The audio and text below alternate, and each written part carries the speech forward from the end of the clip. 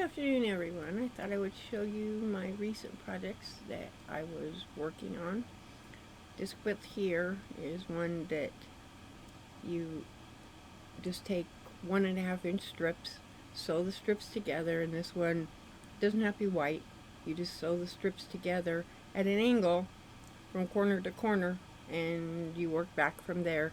And then you just sew the little these are 12-inch squares, I believe. You just sew them together.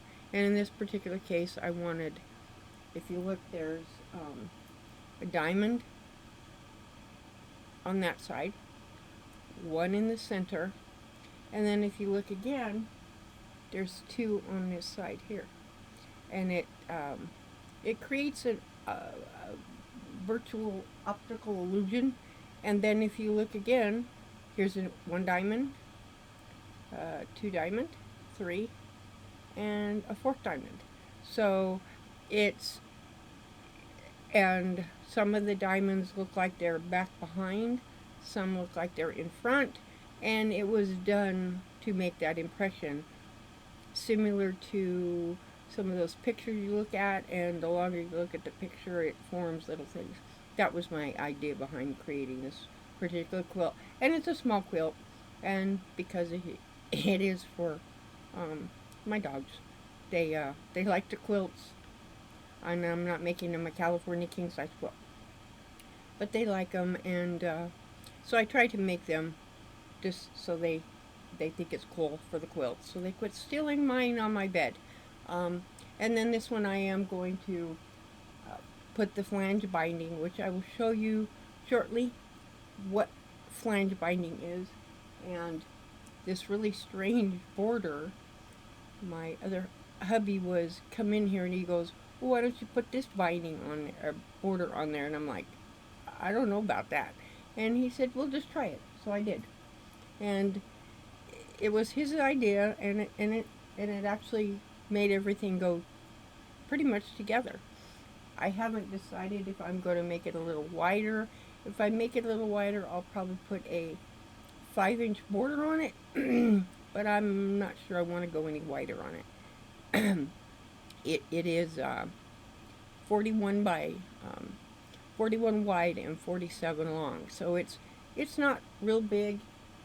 It probably, I would say, a crib size maybe, but my dogs enjoy it. They crawl under it and they pack them around, and so it needed to be a little more durable.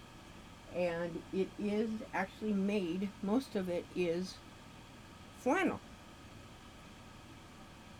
So I thought, well, why can't you mix flannel with cotton?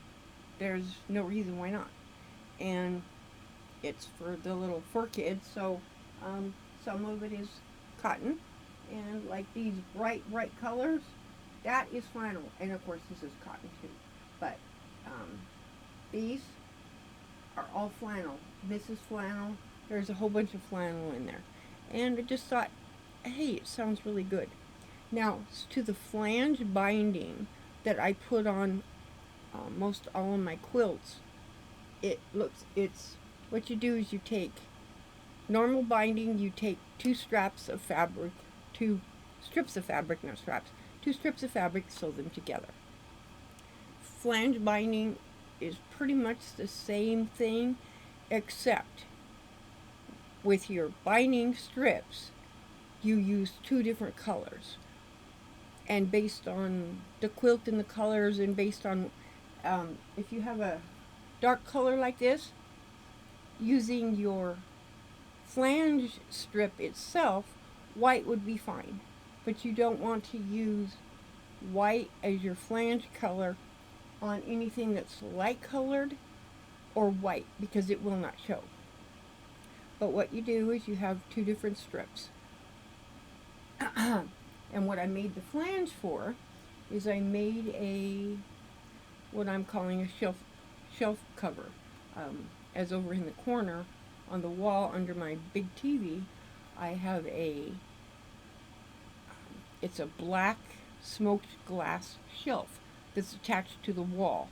And on that shelf it holds my big clock and the temperature and all my remotes and the cable box and the Roku box, as I don't want any of it getting knocked off, and I don't want to set something on that glass and it have a break, even though the glass one is probably a 1/4 inch thick. So I just created a little little cover for it. I mean, you could put this on the center of your table. It would be fine. Little kids' table. It would be fine. And I can't get this thing straight. There we go. And it just, same thing. Let me see if I can attach it so you can see it on this board without pulling that other blanket down. One second here.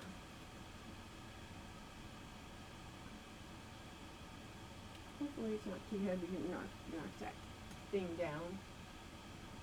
Stay. Please don't fall down. I'm begging you, don't fall down.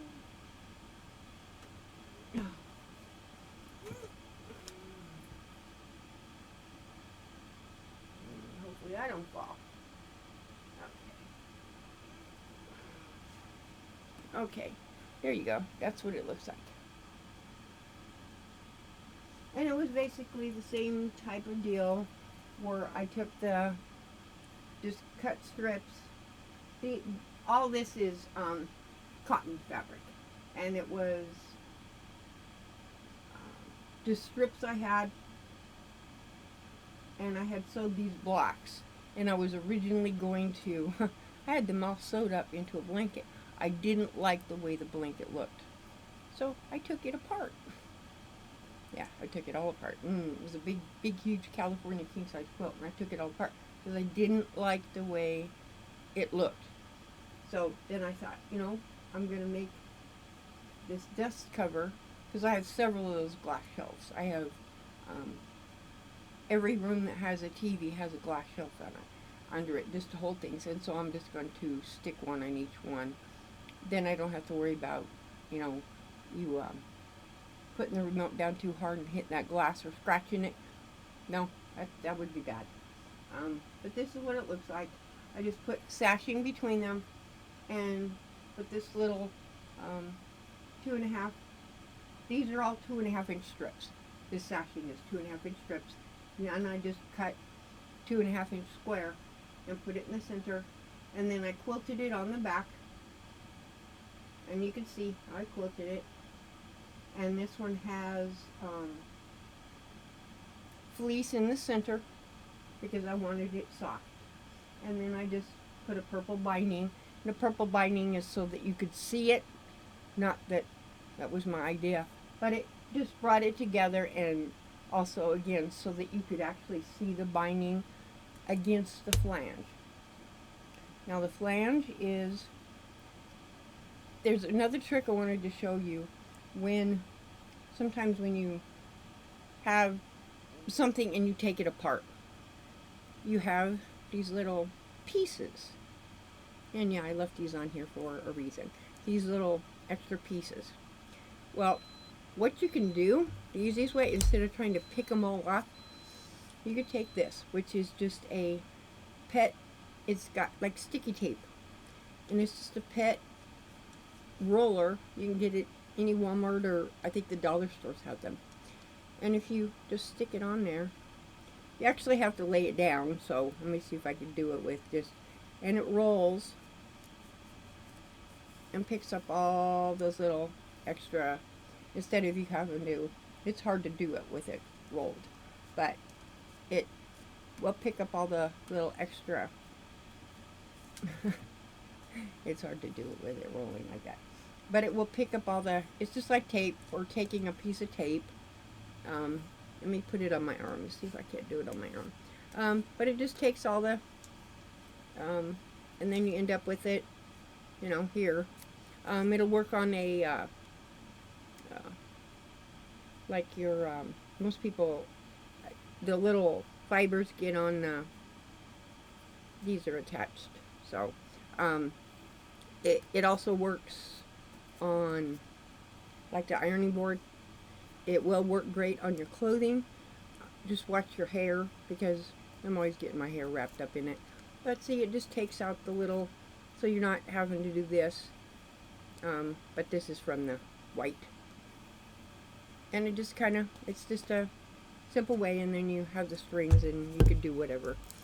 But when you do binding, period, whether it's the flange binding or regular binding, it's still, you're using 2 pieces of strips of fabric. And if I don't use flange binding, I still do, my binding is, I always go 1 3/4. I don't like the 1 1/2. I like the 1 3/4. It's a little wider.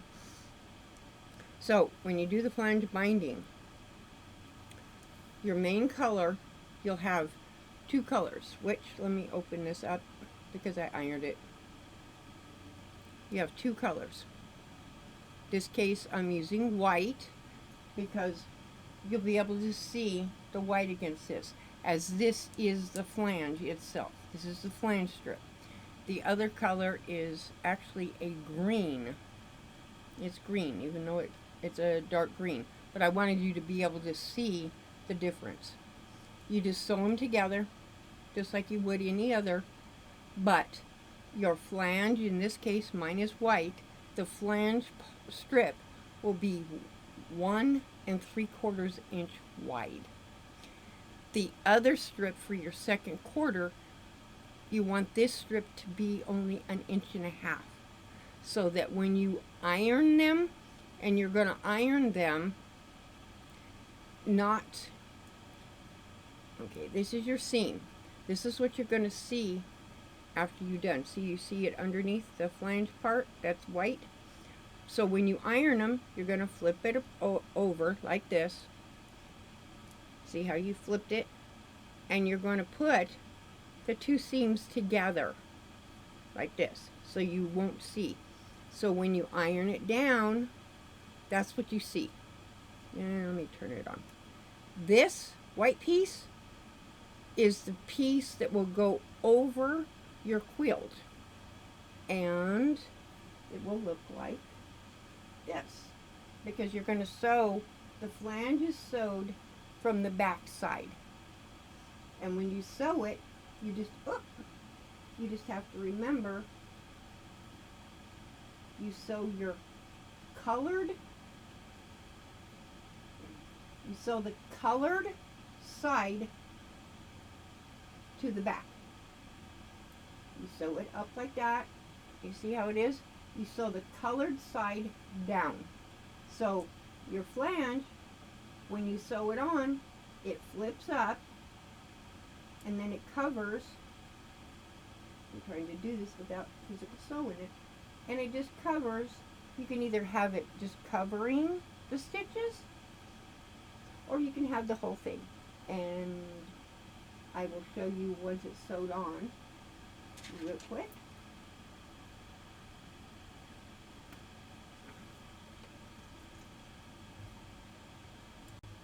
I paused the camera for a little bit because I didn't want to make you dizzy while I moved the camera around. Just moved it so you can actually see. Again, with the flange binding, you're going to start on the back side. And again, remember, you sew your color side, in my case the color side, against the back. In other words, it's going to look like to where the white stands out. The white will be facing out, or whatever color your flange is. It doesn't have to be white. Your flange could be any color. You just want something that's actually going to show. So let me show you what I do. I mean, every binding is done pretty much the same. The only difference is when you're doing the flange binding, again, you're going to start from the back, not the front. And I usually, if I can maneuver my chair, ow! And I stubbed my toe.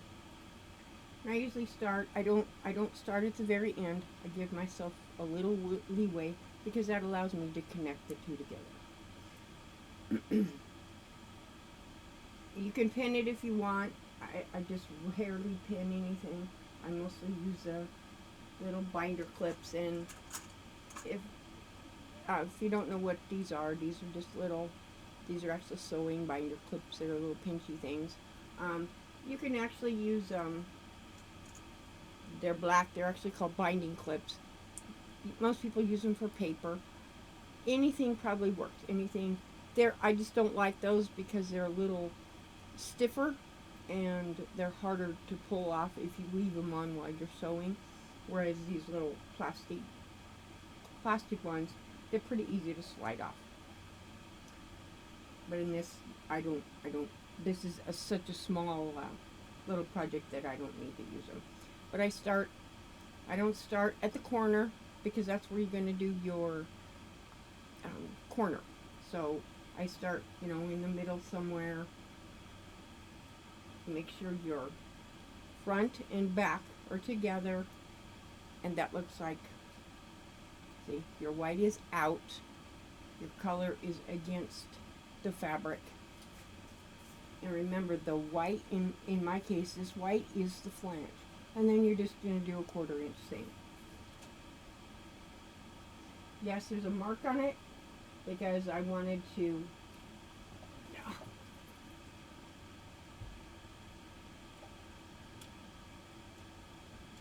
make sure that it was matching a 1/4 inch seam. So, and me, I always, you can't see that, can you? Let's see, I'm going to move it so you can see that. And I just have a 1/4 inch seam, I have a piece of tape here, and then my presser foot also has a little indentation that's actually in red, and that's good. I don't think I was sewing to anything except air. That's really good. That was what you call practice sewing. Yeah, you do need to make sure that all the pieces are under there. Next you're doing practice sewing. Yeah. Okay, now they're all under there. No more practice sewing. This is not practice sewing. Seriously? There we go. And I just show you in the real world of quilt, things happen. You just kind of laugh it off and go from there, and it's like, okay.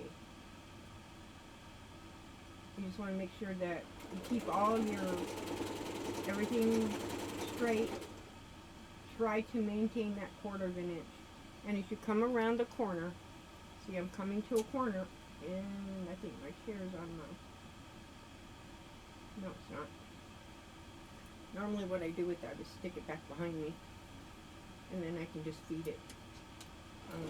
When you come into the corner, if you've never done, and this is the same for any binding, no matter whether you're doing the flange binding or just normal binding. This is the same. When you're going to come to this corner, in order to make the corners, you don't have to, but it just looks a little more finished. You don't sew all the way to the end. I usually stay probably 2 inches from the end, so that I can get, because what you're going to do is, I mean, other people have other ways of doing it. This is just the way I do it, so I can keep it straight in my head. As you come to the corner, like I said, I stop about 2 inches from the end. So as you can see, I stopped here. Here's my end. And then what I do is I put my finger, you don't have to have nails, and I just, here is the corner of the piece right here. I just take this and fold it, like make a triangle out of it. See the triangle? Let me show you. Let me move that. See, you just make a triangle. I don't know that you can see that. It just makes a triangle, and then you take your fabric and fold it back to where it's straight at a 90. Well, it's a 90-degree angle is what it ends up being. and then you sew, and I sew off the end. I don't make the corner. I sew off the end and then realign um, my needle at 1/4 of an inch. But I just go ahead and sew off the end, and I always back stitch. I just go ahead and sew off the end. I don't cut the thread. There's no reason to. You can just stick it under there. Make sure everything's aligned again. And you're not sewing off. And you just continue around the corner with your 1/4 inch seam. And, you know, if it's not exactly accurate, I don't think anybody's going to say much. It happens.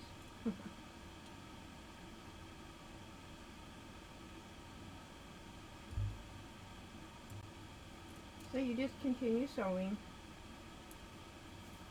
down the side, and I will show you.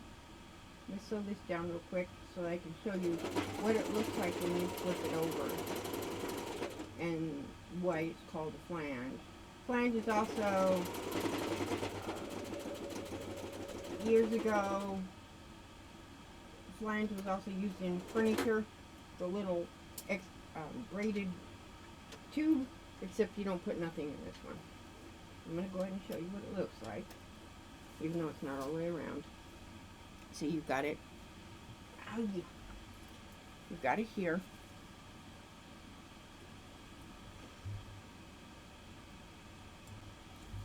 So we sewed it. Like I said, I just wanted you to see. This is the flange that we sewed. Here's the front side of your project. You're going to flip this over so it comes over the top of the front. Yeah, I got to cut all my hairs. Okay, this is where you seam. This is the other reason why I use this color, because you could see my stitch line, which, hopefully it's not too crooked. You're going to flip this over. Now I'll show you the front. Get off my shoulder. You're going to flip that binding over, just as if you're doing any other binding, except instead of going from the front to the back, this case you're going from the back to the front. You're just going to flip it over. You can do this flange binding one of two ways. When you flip it over, you could just barely cover up where your seam is, and then you're going to sew just in this little groove here, and basically it's called stitch in the ditch, I believe is what it's called. And this is what it will look like on your quilt. Let me back it up. Okay? Or you can do it another way, which this way, sometimes I do, sometimes I don't, where your two fabrics are sewn together. You actually fold it. You can actually iron it. And what it does is it creates this type of scenario where it just creates a little different look. Most of the time, that's the look I'm after. I like it that way. But that's a case of how you do your flange is a personal preference. Like I said, let me fold this back up. And you can iron it to where it does this, to where it just barely comes over the top. But again, I did it in these bright colors so that you could see what it actually looks like. And it just changes the quilt, gives it a little different aspect and a look. And it just gives it, I don't know, that extra bit of, because you could do this in scrappy if that's what you prefer. You just need to remember if your border here, whatever your border is, whether you actually have a border or whether it's just the fabric itself and you're not putting a border. If the color that you're going against, if it's a light color like a white, as an example, if I was to put this flange next to the white, binding. I'll fold it so that you could actually see. See if I can hold it and fold it at the same time. If I was to put, if I didn't have the border and I just wanted to put the flange, see, you can't really see the flange. Unless that's what you're really after. If you just don't really want to see it, but anywhere it, nope, that's gotta go down a little bit more. There.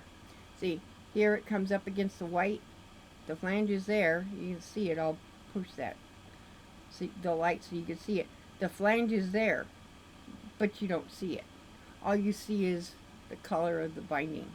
And so if that's what you want to see, then that's fine. That's some. We all have to have a personal aspect in the quilts, or in, like, this is a table duster or whatever you want to call it. It's important to put yourself into what you're doing. In other words, put your own idea, and it might be something so simple as, I'm just going to put a little square in the corner. Then that's your thing of what you want to do. This one, I chose not to put sashing. I wanted them together. But that's just me, and like I said, would I have ever chosen that border? No, but hubby wanted that. He liked what it looked like, and I went, okay, yeah. And the dogs, they don't care. Well, the cats too. They don't really care what their quilts look like. But I just put gray on the back. Let's see if I can get it lifted up. I get it stuck. But it's just gray. There's nothing special about it. But it is quilted just like this. I don't want to unpin it from there because it's a little bit heavy. And that's because it's made out of actual flannel, and then it's has fleece in the center, like cupcake fleece in there. So I hopefully this helps somebody to understand what the flange is, and to also introduce you to my new projects. I won't start any new ones until I put the flange around this one, and I will show you what it looks like with the flange on it, if I decide to put flange on it. I'm still not sure I want to go there because it is so busy, and I just didn't. It might look okay. I won't know until I get there. So hopefully everyone is having a wonderful day, and thank you again for watching. Remember, be kind, be generous, and remember the positivity is the best, and kind of shut out the negative noise. Shut it out. Just, it's not worth your time and your brain. My brain don't have room for, no, it starts falling out, and I'm like, oh God, there goes the negative. Get out of here. So again, be kind, and thank you for watching. Bye-bye.